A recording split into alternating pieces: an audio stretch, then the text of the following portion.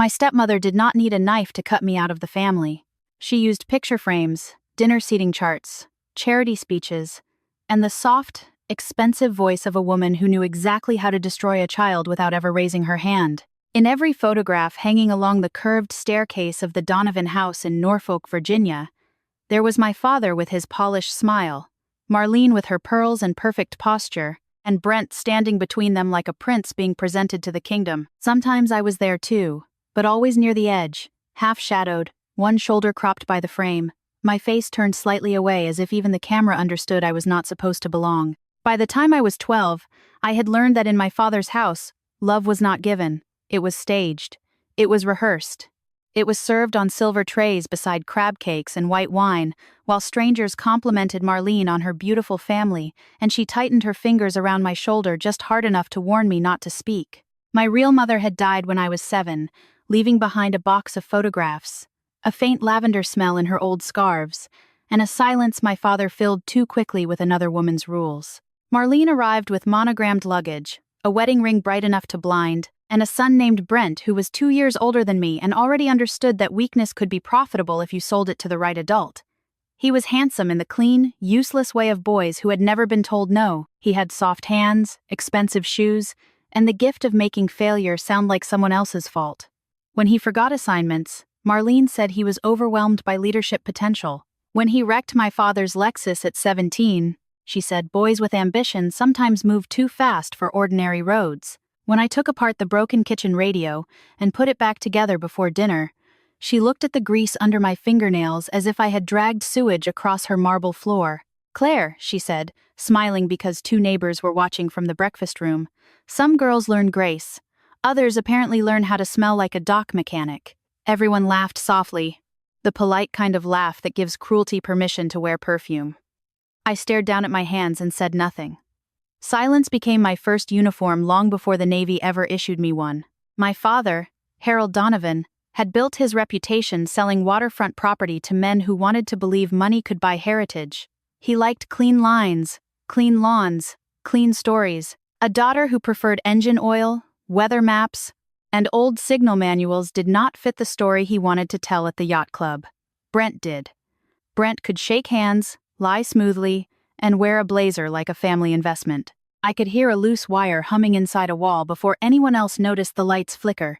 To my grandfather, Thomas Vale, that made me useful.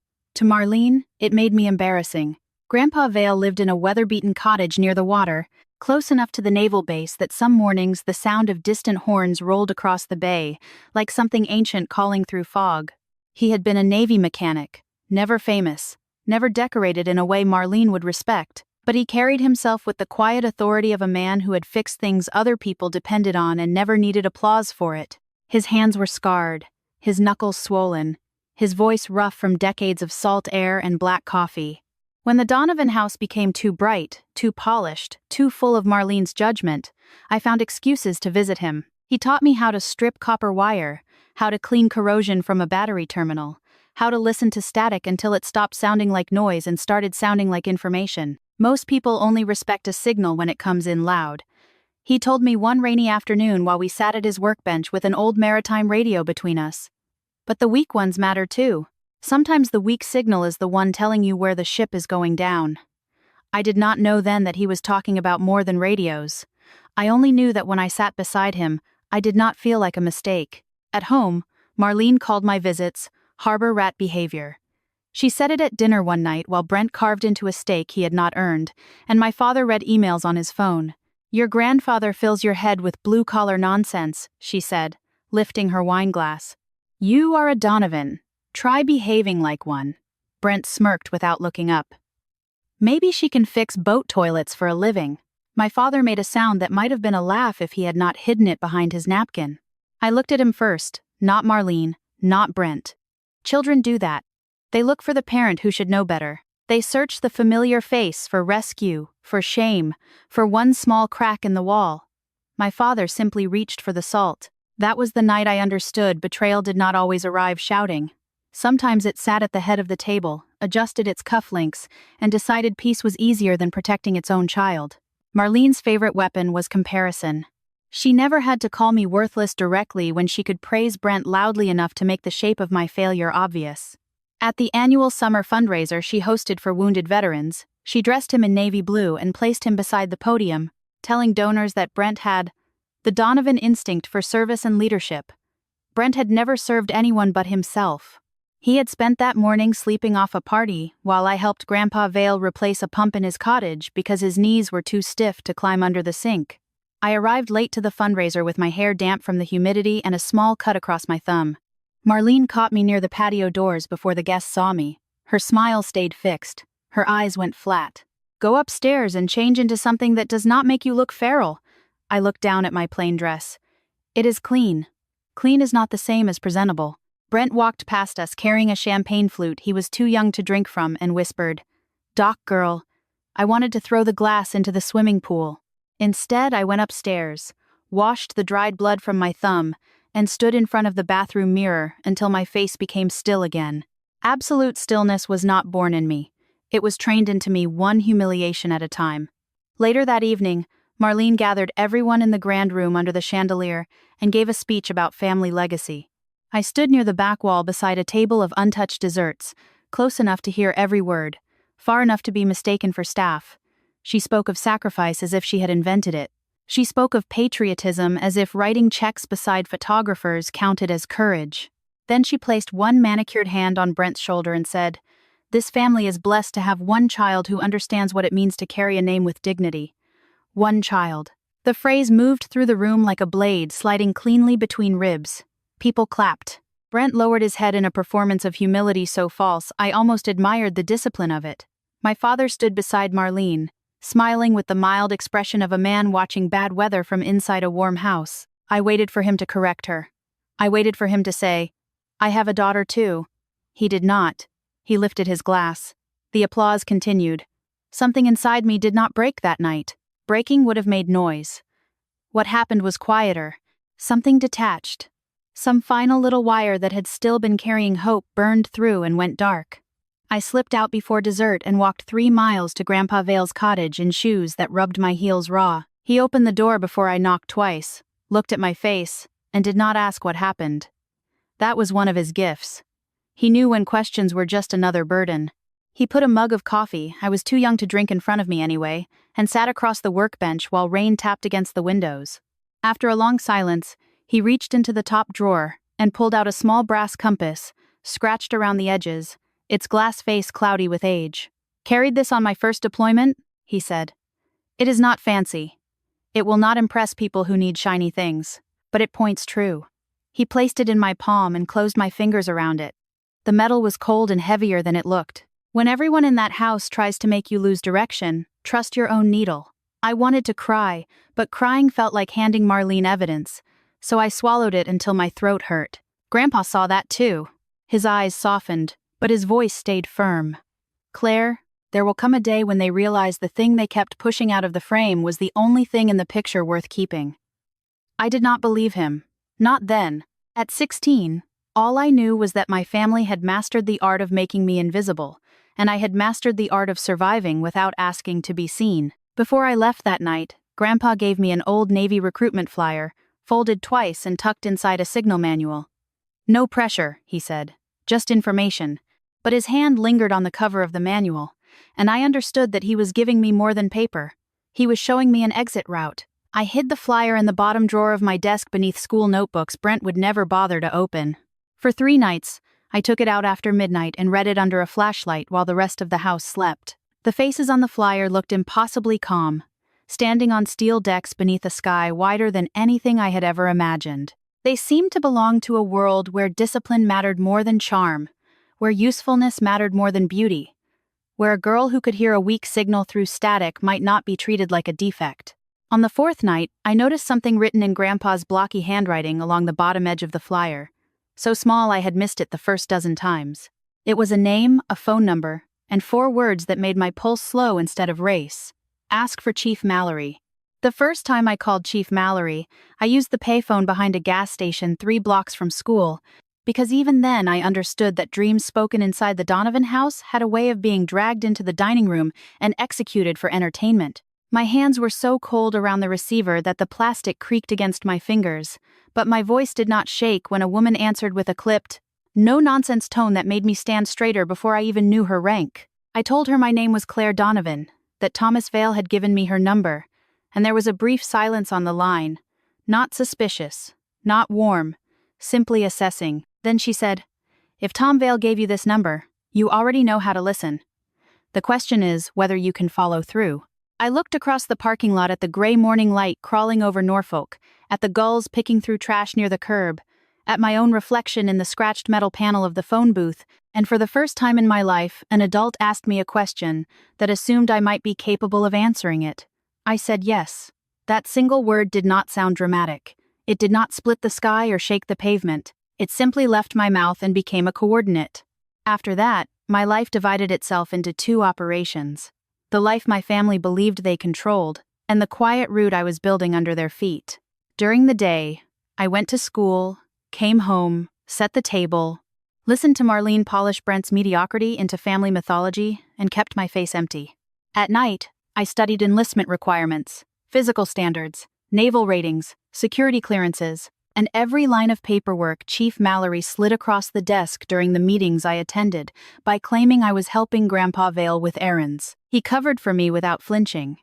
If Marlene called his cottage asking where I was, he would glance at me across the kitchen table and say, "She is cleaning a radio part for me," which was close enough to true to pass inspection. His cough had worsened by then. It came from deep in his chest, sharp and wet, followed by a silence that lasted half a second too long. He waved me off whenever I stared. "Old engines make ugly noises," he said. "Does not mean they stop running. But engines do stop." I had learned enough from him to know that. A machine gives warnings before failure if someone is humble enough to hear them. His hands shook when he lifted coffee. His skin turned the color of old paper beneath the freckles. Some afternoons he would sit at the workbench with the radio open in front of him and forget which screw he had removed. I pretended not to notice, because dignity was the last tool he had left, and I would not take it from him. One evening, after I had finished running 3 miles along the water to prepare for basic training, I found him in his chair facing the window, the brass compass resting on the table beside him. He did not turn around when I came in. "Marlene knows something," he said. My sweat went cold under my sweatshirt. "What did she say?" "Nothing direct. People like that rarely fire the first shot until they are sure the room is watching." He reached for the compass and slid it toward me. "Keep your papers somewhere she cannot reach." I had already learned that lesson. My enlistment forms, copies of my identification, Chief Mallory's card, and a small envelope of cash were taped beneath a loose floorboard in Grandpa's pantry. Not because I was paranoid, but because paranoia in a hostile house is just intelligence gathered early. 3 nights later, Brent proved the point. He barged into my room without knocking, holding one of my running logs between 2 fingers like contaminated evidence. "Training schedule?" he said, grinning. "What are you training for, doc girl? Competitive janitorial work?" I stood from my desk slowly. "Put it down." He stepped backward into the hallway, raising his voice with the instinct of a coward who knew volume summoned protection. "Mom, you need to see this." Marlene appeared at the foot of the stairs in a silk wrap, already irritated that my existence required movement. Brent handed her the notebook with the triumphant expression of a dog delivering a dead bird. She read the pages, her mouth flattening line by line. My father came out of his study holding a glass of bourbon. Nobody asked me why I was running. Nobody asked what I wanted. Marlene looked up and gave me the kind of smile that made servants disappear and relatives apologize. "This is embarrassing," she said. "You are not joining the Navy. You are not humiliating this family so you can play soldier because your grandfather filled your head with rust and war stories." Brent laughed. "She would wash out in a week." My father rubbed his temple as if I had created a scheduling inconvenience. "Claire, college applications are one thing. This is something else. People will talk." That was always his deepest moral concern. Not whether I was safe. Not whether I had purpose. Whether people would talk. I looked at him and waited for something fatherly to surface. It did not. Marlene closed the notebook and held it against her chest like a verdict. "You will interview at Powell and Green next Monday, reception desk. My friend Elise is willing to overlook your lack of polish. You will work there for the summer, take community college classes in the fall, and stop this nonsense before it becomes permanent." I could feel my heartbeat in my teeth. In another life, maybe I would have argued. In that house, argument was just blood in the water. I said, "Yes, Marlene." The victory made her careless. She mistook obedience for surrender, the oldest mistake arrogant people make when looking at quiet faces. Grandpa Vale did not. When I told him the next morning, he shut his eyes for a moment, not from surprise but from pain. "Your father?" he asked. I shook my head. He nodded once, absorbing the confirmation of a man he had never fully respected but had tolerated for my mother's sake. Then we moved faster. He pulled an old tobacco tin from behind a row of manuals and opened it. Inside were folded bills, a debit card, and a bank receipt with my name on it. "Not much," he said. "Enough for a bus ticket, boots, food, and trouble." I stared at the money. "Grandpa, I cannot take this." His eyes hardened. "You can and you will. I spent 30 years fixing systems designed by men who thought rank made them smarter than physics. Pride kills people, Claire. Do not let yours keep you trapped." That was the last full lecture he ever gave me. 2 weeks later, he collapsed in the hardware store aisle while buying electrical tape. By the time I reached the hospital, Marlene was already in the waiting room wearing black leggings, oversized sunglasses, and an expression arranged for public sympathy. Brent leaned against the vending machine, scrolling on his phone. My father stood near the nurse's station, looking older than I had ever seen him, but not strong. Never strong. Grandpa was conscious when they let me in. Tubes ran beneath his nose. His hands, the hands that had shown me how to make dead equipment speak again, looked too light on the blanket. I stepped beside the bed and took them carefully. He opened his eyes. "Did you call Mallory?" he whispered. "Yes." "Good." His fingers moved weakly against my palm. "Do not wait for permission from people who profit from your staying small." I bent closer because his voice was fading under the machines. He looked past me, toward the window where the evening sky had turned the color of bruised steel. "A weak signal is not useless," he breathed. "It just needs the right person patient enough to hear it." I wanted to tell him I was not ready. I wanted to tell him that if he left, there would be nobody in that town who knew the real shape of me. But the dying should not have to carry the fear of the living, so I swallowed my panic and said, "I hear you." His mouth curved slightly. "Then move." He died before sunrise. Marlene took control of the funeral with the efficiency of an invading force. She chose the flowers, the hymns, the guest list, the photograph for the front table, one from 20 years earlier where Grandpa stood beside my father at a yacht club function he had hated. She did not display the picture of him in his navy coveralls beside a diesel engine, smiling with grease on his cheek and truth in his eyes. Brent was asked to speak because, according to Marlene, a young man's voice carries legacy better. Brent had visited Grandpa twice that year, both times to ask whether the old cottage would be worth anything if sold to developers. At the church, he stood at the pulpit and talked about honor in a voice smooth enough to fool strangers and hollow enough to make my stomach turn. I sat in the last pew because Marlene had filled the family row before I arrived. My father saw me standing there with my black dress, raw eyes, and the compass chain tucked beneath my collar. He looked at the empty space beside him, then looked away. That hurt more than Brent's speech. Cowardice, repeated long enough, becomes a language. And my father was fluent. After the burial, while guests gathered around Marlene to admire her grief, a thin man in a gray suit approached me near the cemetery fence. He introduced himself as Daniel Keene, Grandpa's attorney. His handshake was dry, careful, professional. "Your grandfather instructed me to give you this privately," he said. He handed me a sealed envelope, thick cream paper, my name written across the front in Grandpa's blocky handwriting. I did not open it until I was locked inside the bathroom at the Donovan house while downstairs. Marlene accepted casseroles like tribute, and Brent complained that the service had run too long. Inside was a copy of his will, a small key taped to the corner, and a note written in pencil because he had always preferred tools that could be sharpened with a knife. "Claire, if you are reading this, I have gone quiet, not gone. The cottage and the memorial fund are protected, but protection only works if the right person has the courage to claim it. Do not let them sell the last thing still carrying my name." Beneath the note was one final line that made my hands stop shaking completely. "Chief Mallory knows when your bus leaves." I left the Donovan house before sunrise with one duffel bag, one sealed envelope, one brass compass tucked under my shirt, and 18 years of silence packed so tightly inside my chest that it felt heavier than anything I carried in my hands. No one came downstairs to stop me. No one asked where I was going. The house remained still behind me. its white columns glowing faintly in the blue-gray light. Its windows dark except for the upstairs hallway lamp Marlene always left on, because she thought it made the property look warmer from the street. Warmth, in that house, was always for outsiders. I stood at the end of the driveway for exactly 6 seconds, not because I was uncertain, but because part of me expected the door to open, and my father to appear in his robe, barefoot and ashamed, finally ready to do the one brave thing I had needed from him since I was 7 years old. The door stayed closed. That answer was cleaner than any speech he could have given. I turned toward the main road and started walking. Chief Mallory was waiting at the bus station in a navy windbreaker, holding 2 coffees and wearing the expression of a woman who had watched hundreds of frightened kids pretend they were not frightened. She did not hug me. I was grateful for that. Affection would have cracked something I had spent all night welding shut. She simply handed me the coffee and looked at the duffel strap biting into my shoulder. "You packed light," she said. I did not have much worth bringing. Her eyes dropped briefly to the chain at my collar where the compass rested beneath my sweatshirt. Sometimes that is an advantage. The bus pulled in at 5:40, 2 a.m., coughing diesel smoke into the cold air. I climbed aboard without looking back toward Norfolk, because looking back is how traps convince you they are homes.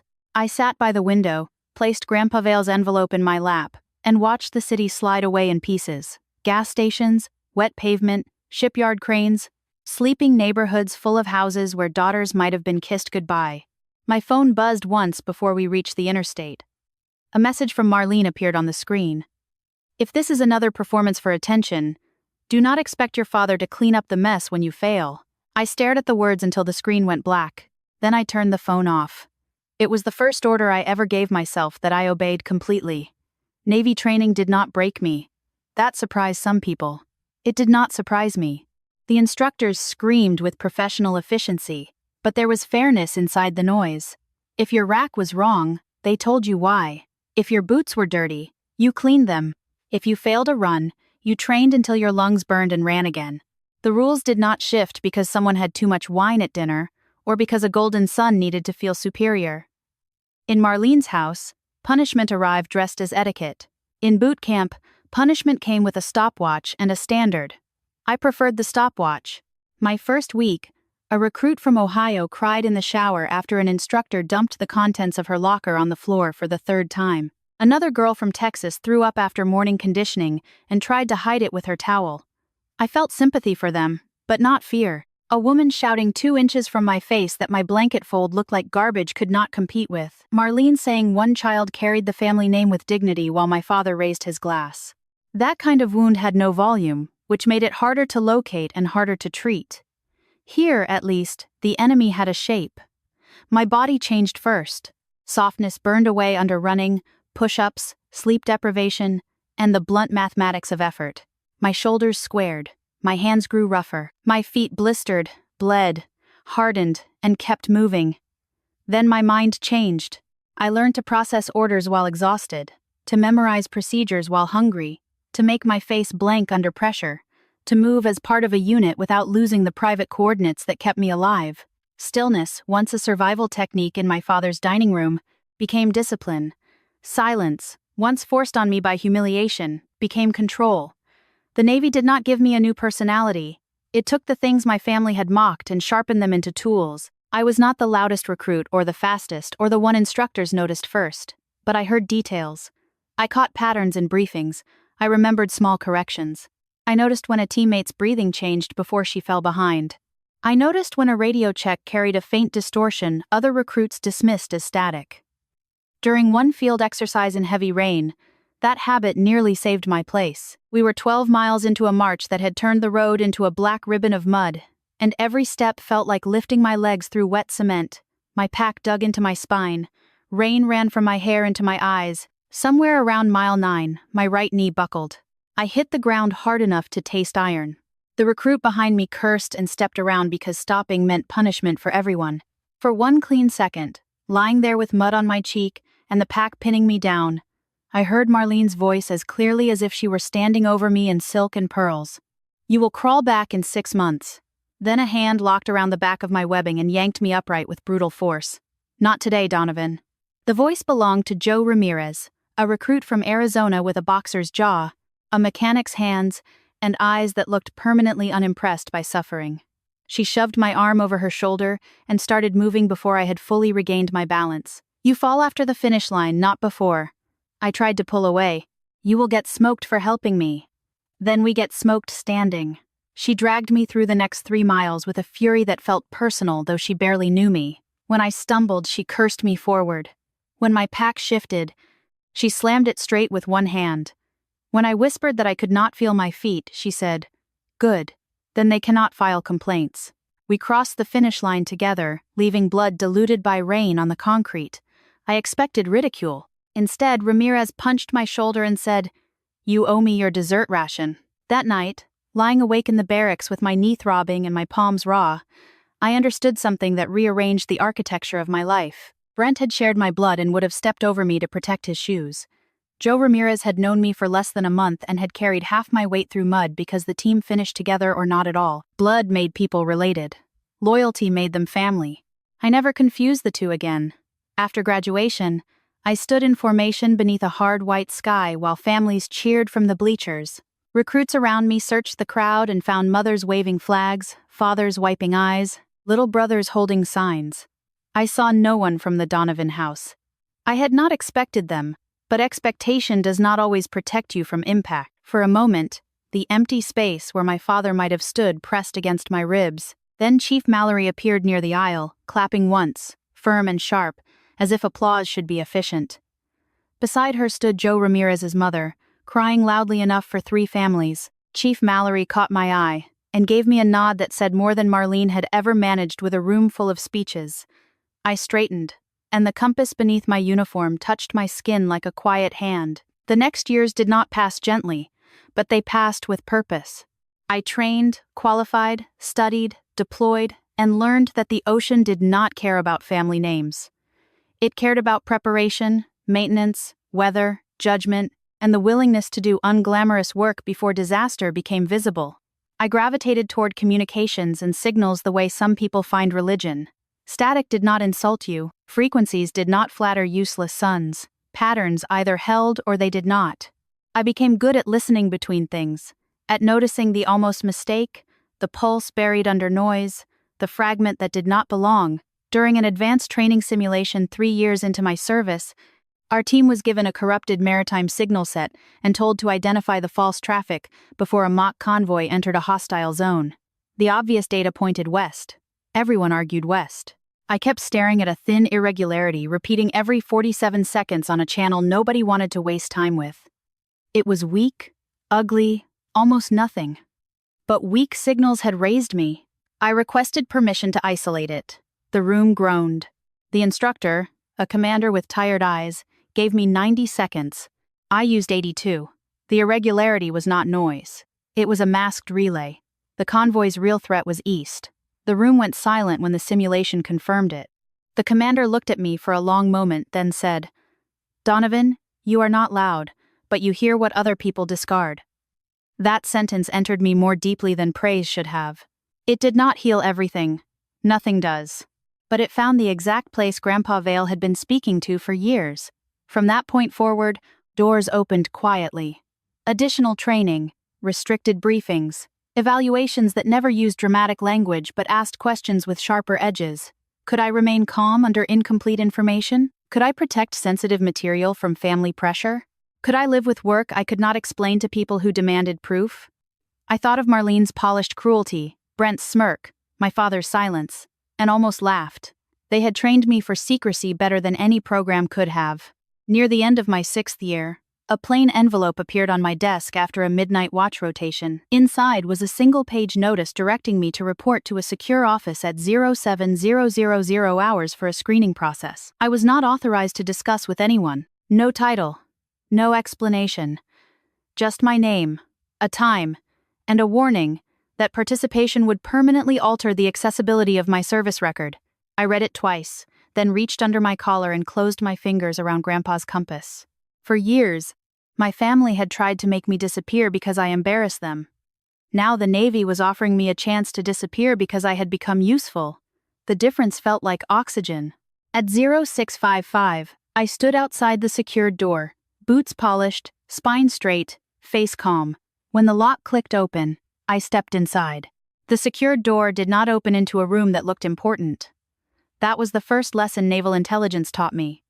Power rarely announces itself with brass and ceremony. It hides behind plain walls, gray carpet, badge readers, fluorescent lights, and men and women who speak softly because their words already carry enough consequence. I stepped into a corridor where no one looked surprised to see me, which somehow made the moment feel more serious. A civilian in a dark suit checked my identification against a list he never let me see, then led me through 2 more locked doors, past a camera dome that followed the movement of my face, and into a small conference room with no windows. 3 officers sat at the table. One of them wore a uniform. One had the unreadable stillness of a person who had spent too much of his life behind classified briefings. The third was a woman with silver hair pulled into a tight knot, her hands folded over a folder with my name typed on the label. She did not welcome me. She did not congratulate me. She simply said, "Petty Officer Donovan, we are going to ask questions you may not enjoy answering, and your comfort is not the point of this interview." I almost smiled. After growing up in the Donovan house, an adult being honest about discomfort felt like courtesy. They asked about my childhood, my family, my debts, my loyalties, my temper, my habits, my weak points, every person who could pressure me, every memory that might make me careless. They asked whether my father could influence me. I said no. They asked whether my stepmother could provoke me. I said she could try. They asked whether I had ever hidden information from my family. I said yes, continuously, and watched the silver-haired woman make one small mark on her page. That answer should have sounded like a flaw. In that room, it sounded like evidence. By the end of the day, my throat was dry, my shoulders ached from sitting perfectly still, and the life I had been living seemed to have been taken apart on the table and inspected for cracks. Before I left, the woman closed the folder and said, "If you are selected, parts of your service record will become inaccessible to ordinary channels. People who do not understand that will misunderstand you. People who dislike you may use that misunderstanding as a weapon. Can you live with never being able to correct every lie?" I thought of Marlene smiling under the chandelier, of Brent calling me Dot Girl, of my father reaching for salt while his daughter disappeared in front of him. "Ma'am," I said, "I have been living with that since I was a child." She studied me for a long moment. "Then perhaps this will feel familiar." Familiar was not the same as easy. Over the next decade, my world narrowed and expanded at the same time.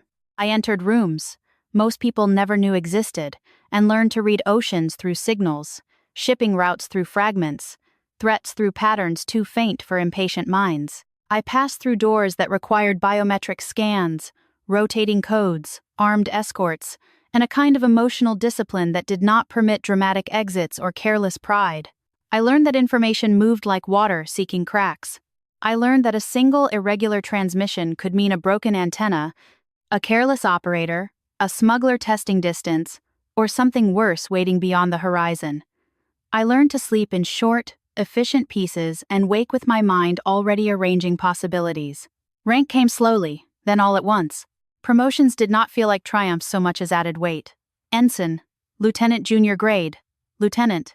Eventually, Lieutenant Commander Claire Donovan, United States Navy, attached to work that could not be explained at family dinners, not that anyone at those dinners ever asked with genuine interest.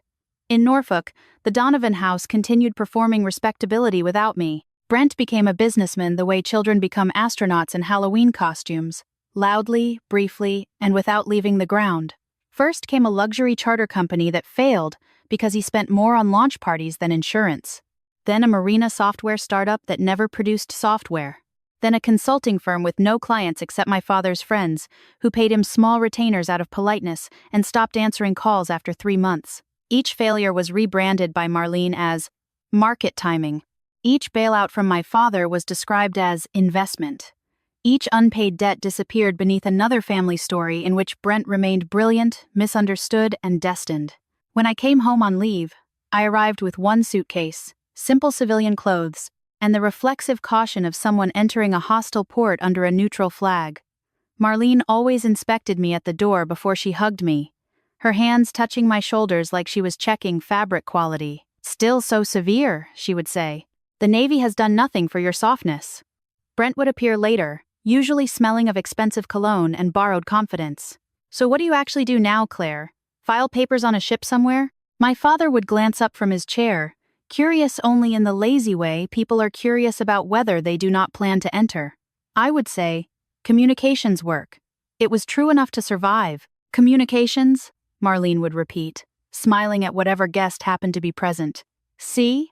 I told everyone it was administrative. Very stable, I suppose. She said stable the way other people said unfortunate. I never corrected her. Correction would have required explanation. Explanation would have required trust. They had forfeited that clearance years before the Navy formalized the habit. Sometimes, at night, I drove past Grandpa Vale's cottage after everyone in the Donovan house had gone to sleep. The place sat dark near the water, weather-beaten and stubborn, refusing to become elegant no matter how many developers circled the shoreline. I kept the key Daniel Keene had given me on the same ring as my apartment key and my locker key, though I rarely entered. When I did, the air still smelled faintly of metal, coffee, and salt. His workbench remained scarred with old burns. The radio manuals were stacked by frequency range because he had believed disorder was acceptable only if you understood its logic. I kept the brass compass in my nightstand wherever the Navy sent me, but the cottage was the true compass, the fixed point proving I had come from somewhere before the Donovan name tried to swallow me. Grandpa's memorial fund remained quiet for years, protected by legal language he had built with Daniel Keene before his death. It was not huge by the standards Marlene admired, but it was meaningful. Enough money, if managed properly, to support children of sailors, mechanics, and wounded veterans who needed help with school, trade programs, tools, books, a first real chance. Grandpa had written the fund so that control could only pass to a family member who demonstrated documented service or measurable contribution to the Navy community. He had seen Brent clearly. He had seen Marlene more clearly. He had even seen my father, though I think it hurt him to admit how completely Harold could be moved by whichever voice made his life easiest. For years, the clause sat dormant because the cottage was not yet on the market and the accounts had not matured. Then waterfront prices in Norfolk exploded. And suddenly Grandpa's stubborn little house became valuable to people who had never cared about the man who lived there. Marlene saw square footage. Brent saw rescue. My father saw a way to stop arguing with both of them. I learned about their first attempt through Daniel Keene, who called me on a secure personal line while I was stationed overseas. His voice had aged but not softened. They want to liquidate the property and fold the fund into a private family foundation Brent would administer. I looked through the reinforced glass of the facility where I worked, out at nothing but a corridor and a red status light. Brent cannot administer a sandwich. Daniel exhaled, not quite a laugh. Your grandfather anticipated that view. What do they need? Proof that Brent qualifies under the Service Contribution Clause. They are trying to build it through charity appearances and donor events. They also asked whether your own eligibility can be challenged due to lack of public documentation. There it was, the weak signal beneath the static. Marlene had found the empty space around my career and mistaken it for weakness. I could almost admire the arrogance. A civilian background check would show fragments. Old duty stations blurred by administrative language, tax records shielded through military channels, addresses that led nowhere useful, no social media, no public biography, no photographs from ceremonies, no resume written for people who measured worth by visibility. To Marlene, a woman who believed existence required an audience, invisibility could only mean failure. I told Daniel not to respond beyond the minimum. Let them gather whatever they think they have. That may encourage them. Good, I said. The word came out colder than I expected. Encouraged, people get careless. Over the next 6 months, the reports reached me like intercepted transmissions from a very small, very predictable enemy network. Brent had hired a private investigator who specialized in cheating spouses and insurance fraud. A man who apparently thought federal service records should behave like LinkedIn pages. He found no speeches, no public commendations, no civilian job history, no polished professional profile, nothing he could sell as proof of success. So he sold the absence instead. Marlene began telling donors that I had exaggerated my Navy work for years. Brent hinted that I might have been discharged quietly and was hiding the shame. My father did not start the lie, which was how he would excuse himself later, but he did not stop it either, which was the only part that mattered. At a Thanksgiving dinner I attended by tactical mistake, Marlene raised her glass and announced that Brent had agreed to take responsibility for preserving Grandpa Vale's legacy. Some people talk about service, she said. looking directly at me across the candlelit table. Others actually show up for family. Brent smiled, already tasting money. I felt the old heat rise in my chest and let it pass through without touching my face.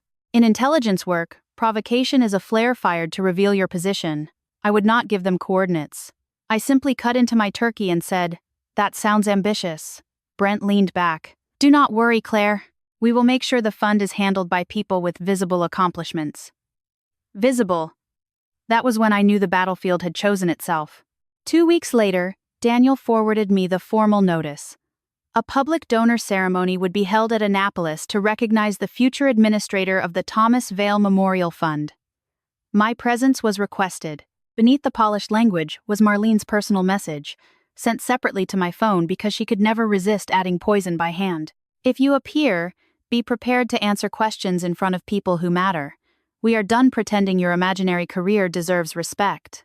I read it once inside a secured office, where 3 monitors glowed with live maritime traffic, encrypted reports, and a chain of signals moving across a contested sea lane half a world away. Then I placed the phone face down, returned to the screen, and continued tracking the pattern no one else had noticed yet. The invitation to Annapolis was printed on thick ivory cardstock, with the kind of raised lettering Marlene believed could turn theft into tradition if enough important people touched it before asking questions. I held it under the desk lamp in my apartment 3 nights after Daniel forwarded the formal notice, reading the words Thomas Vale Memorial Fund Donor Recognition Ceremony as if they were an intercepted transmission from an enemy asset too pleased with herself to encrypt properly. Marlene had chosen the United States Naval Academy because she thought location could do what truth could not. She believed marble halls, uniformed guests, retired officers, and wealthy donors would make her performance look official. She believed Brent, standing under a Navy crest with a tailored suit and a speech about legacy, would be enough to overwrite the man my grandfather had actually been. Most of all, she believed placing me in that room without visible proof of my service would corner me at last. That was the beautiful weakness of people who worship appearances. They assume every battlefield is built for spectacle. They never imagine the quiet people have already studied the exits, the sight lines, the timing, and the chain of authority. I did not answer Marlene's message. I called Daniel Keene instead. He picked up on the second ring, as if he had been waiting beside the phone since the notice went out. "You received it." "I did. Do you intend to attend?" I looked at the invitation again, at Brent's name listed beneath preliminary remarks, as if he had earned a place in my grandfather's story by being born near it. "Yes." Daniel was silent long enough for me to hear paper shifting on his end. "Then there is something you should know. Mrs. Donovan has asked several donors to prepare questions about your service history. She has also implied there may be a public challenge to your eligibility under the fund clause." "Good." He exhaled slowly. "That was not the reaction I expected. It is the reaction Grandpa would have expected." I could almost hear Daniel's small smile. He would have said to let a bad signal finish transmitting before you identify the source. My fingers closed around the brass compass on my desk. Exactly. After we hung up, I sat in the dark for a long time. Not because I was afraid, but because anger requires storage discipline. Undisciplined anger leaks. It contaminates judgment. It makes you answer insults too early, reveal evidence too soon, defend yourself in rooms where silence would have forced the enemy to keep talking. I had spent years inside secure spaces learning that the first person to fill silence often gives away the most. Marlene had always filled silence. Brent could not survive it at all. My father hid inside it and called that peace. I would bring all 3 of them into a room full of witnesses and let each one do what training, habit, and character demanded. The week before the ceremony, a message appeared on my secure channel requesting my presence for a legal review. Commander Elias Grant from the Judge Advocate General's Corps met me in a restricted office at Naval Station Norfolk, a square-jawed man with careful eyes and a voice that made every sentence sound notarized. He had already read the fund documents, the donor materials, the investigators' claims Daniel had obtained, and the archived portions of my own service file approved for limited release. "Lieutenant Commander Donovan," he said, sliding a folder across the table. "This is not a courtroom, but the risk of defamatory public allegations is substantial. If they challenge your service in front of donors while using the Naval Academy as a venue, they create a problem larger than family embarrassment." I opened the folder. The first page bore official letterhead, limited declassification markings, and language precise enough to cut glass. It did not expose operations. It did not identify sources, locations, or classified methods. It confirmed continuous naval service, current rank, attachment to restricted intelligence work, and the reason ordinary civilian searches would not produce a conventional public career trail. My thumb paused over my name, Claire Elise Donovan, Lieutenant Commander, United States Navy. 17 years of service reduced to sanctioned sentences, each one carrying more force than every lie Marlene had spent a lifetime polishing. "This can be read aloud?" I asked. "Only if necessary." Grant folded his hands. "Rear Admiral Catherine Sloan will be present as an invited senior guest. If a public challenge occurs, I will intervene.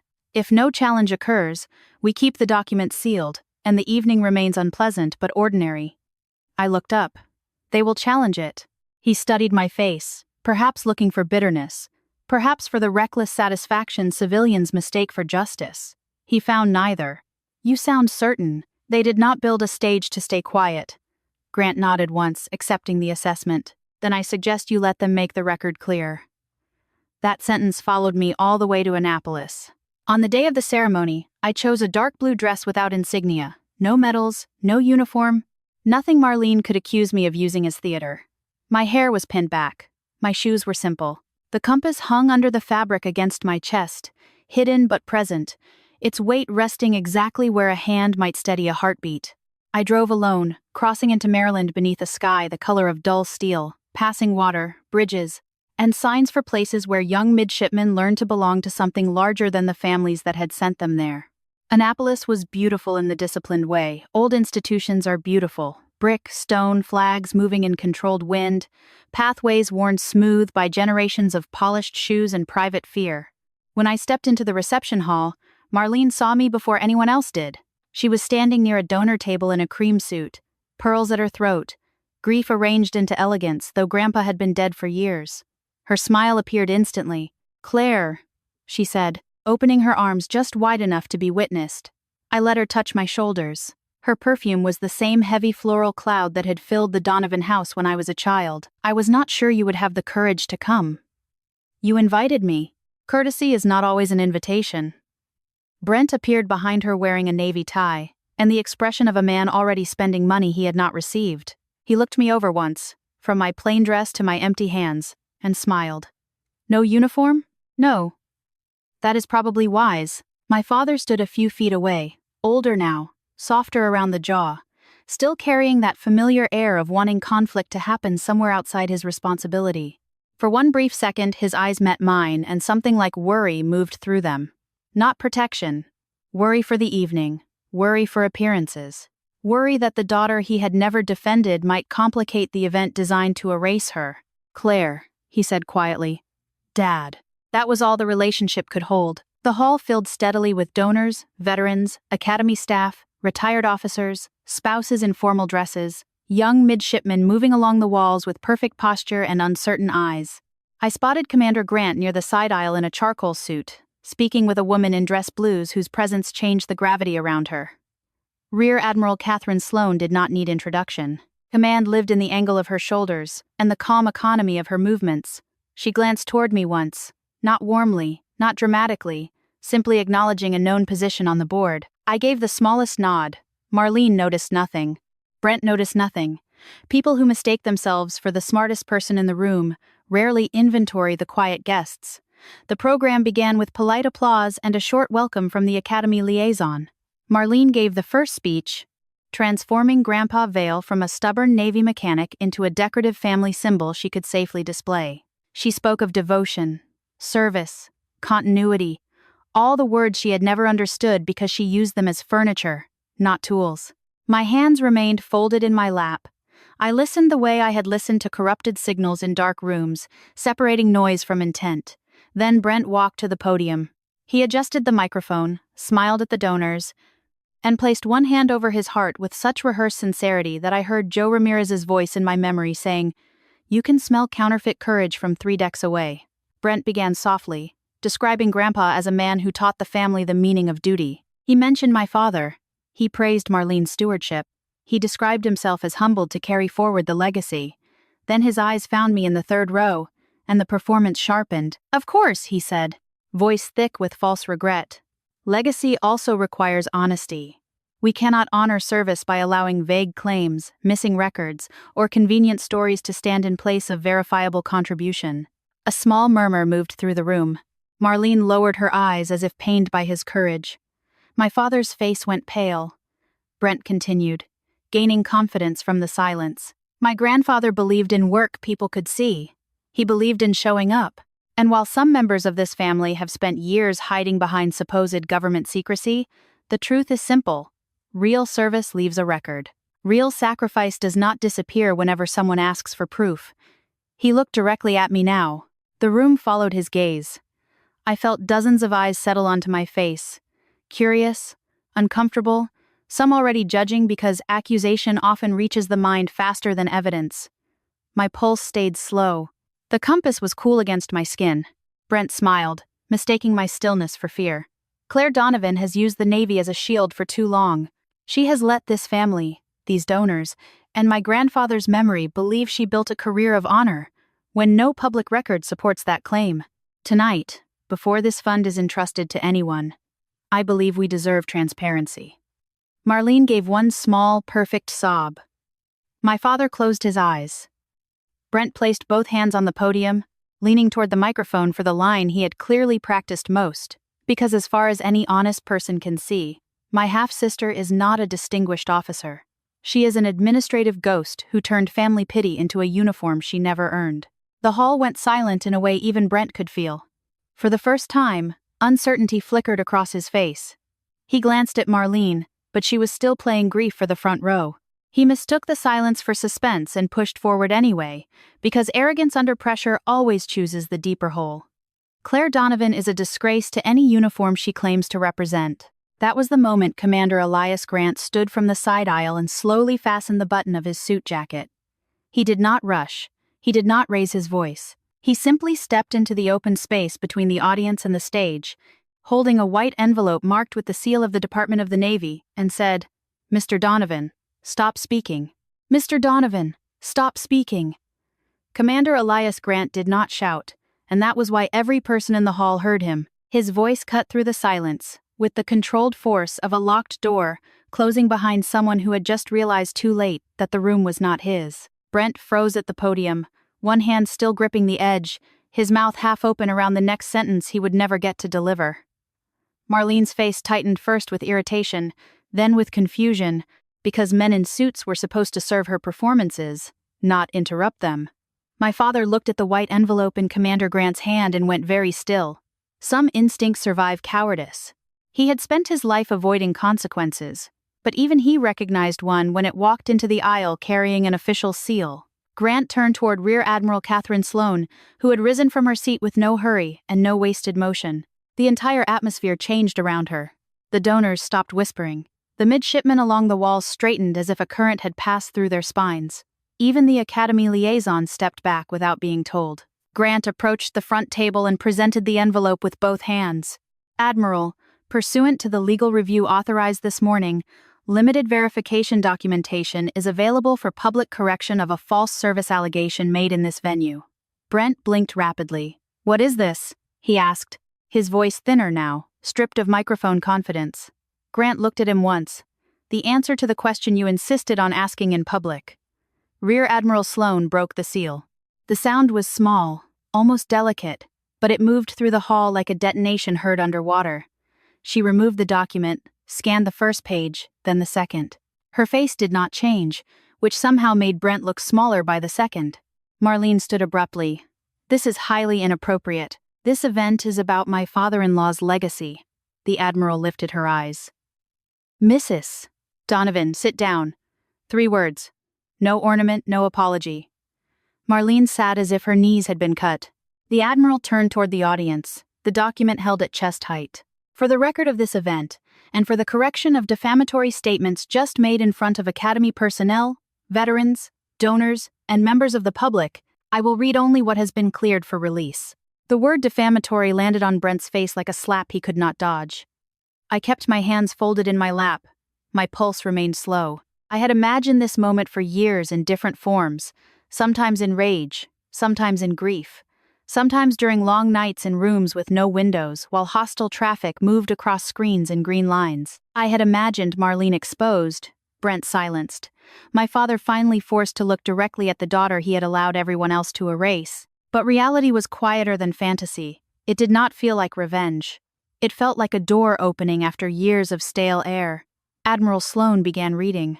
Claire Elise Donovan is a lieutenant commander in the United States Navy with 17 years of continuous honorable service. Her current and prior assignments include restricted work connected to naval communications, security, maritime threat analysis, and intelligence support. The absence of conventional public-facing records is the result of lawful operational restrictions and identity protection protocols, not evidence of fraud, discharge, or misrepresentation. The hall did not move. No one coughed. No chair creaked. Every lie Marlene had rehearsed, every smirk Brent had worn, every silence my father had hidden behind was being dismantled in clean official language before the exact audience they had gathered to bury me. The Admiral continued. Lieutenant Commander Donovan's analysis has contributed to the disruption of hostile maritime activity and the protection of United States naval personnel and allied shipping interests. Details remain classified. She lowered the paper slightly and looked toward Brent. That means, Mr. Donovan, that your inability to find her work on a civilian search engine is not an indictment of her service. It is a reflection of your ignorance. Someone in the back inhaled sharply. Brent stepped away from the podium as if the wood had turned hot beneath his hands. His eyes darted to Marlene, begging for rescue from the woman who had trained him to attack from behind her skirts. Marlene had no rescue left. Her pearls trembled against her throat. My father's face had gone gray. Admiral Sloan turned toward me, and for the first time in that room, every eye followed with something other than suspicion. There are sailors who serve in ways the public can celebrate, she said. There are others who serve by disappearing into work they may never explain, so someone else's son or daughter can come home without ever knowing who helped make that possible. Lieutenant Commander Donovan belongs to the second group. Then she said the words that shattered the last standing wall of the Donovan house. Please stand. At first, only the uniformed personnel moved, rising in one sharp wave. Then the veterans stood. Then the donors. Slower, ashamed, looking at one another as the truth reached them in layers. Chairs scraped against the floor until the entire hall was on its feet. I remained seated for one heartbeat longer, not from defiance, but because somewhere inside me, the girl at the back of Marlene's fundraiser, the girl cut out of photographs, the girl waiting for her father to say, "I have a daughter too," could not immediately understand that the room was standing for her. When I rose, my knees did not shake, my eyes did not water, but the compass beneath my dress pressed against my chest like Grandpa Vale's hand, steady and scarred and certain. Brent stared at me with naked panic. Marlene looked as if she had been stripped of skin. My father did not clap. He simply lowered his head, and for once his silence did not protect him. Commander Grant returned to the front and addressed the Academy liaison. Given the public nature of the false statements and the fund's governing clause, Mr. Brent Donovan's pending administrative role should be considered legally compromised. Daniel Keene appeared from the side of the room then, quiet as ever, carrying his own folder. It already has been, he said. The trust language is clear. Any applicant who knowingly attempts to discredit another qualified beneficiary through false statements may be removed from consideration. Effective immediately, Brent Donovan is disqualified from managing the Thomas Vale Memorial Fund. Brent made a sound that was almost a laugh, almost a choke. You cannot do that. This is family money. I finally looked at him directly. No, I said. It was Grandpa's money. You just stood on a Navy stage and proved why he protected it from you. The words were not loud, but they reached him. His face collapsed in stages. Anger first, then humiliation, then the primitive fear of a man who had never built anything of his own and had just watched the bridge to his next bailout burn in public. Marlene turned toward me, her eyes bright with fury and desperation. Claire, this has gone far enough. I remembered the woman who called me feral, who arranged me out of photographs, who treated my grandfather's life like a decorative asset. No, I said. For the first time, it has gone exactly far enough. My father stepped into the aisle as people began whispering around us. Claire, he said, his voice rough, can we speak privately? I studied him. He looked old, smaller than memory, but age is not innocence and regret is not repair. You had hundreds of private chances to be my father, I said. Do not ask for one now, because public shame finally made courage convenient. He flinched. I did not. That was the final change. The people who raised me had spent years mistaking my restraint for weakness, never understanding that restraint is what strength looks like when it has been trained not to waste ammunition. I walked out of the hall before Marlene could cry, before Brent could beg, before my father could turn apology into another burden I would be expected to carry. Outside, the Annapolis air was cold and clean. Bells rang somewhere across the yard. Behind me, the donors would revise their opinions, the lawyers would revise the fund documents, and the Donovan family would begin devouring itself without my silence to feed on. In the months that followed, Daniel and I transferred control of the Thomas Vale Memorial Fund into a protected scholarship program for children of sailors, mechanics, wounded veterans, and enlisted families who knew the price of service without ever being invited to gala stages. The cottage was not sold. I restored it, not into something elegant, but into something useful. A small coastal learning center with radio equipment, tool benches, scholarship offices, and a brass plaque by the door that read Thomas Vale, listened for the signal others ignored. Marlene never attended the opening. Brent sent one legal threat, then withdrew it when Commander Grant responded. My father sent 3 voicemails. I saved none of them.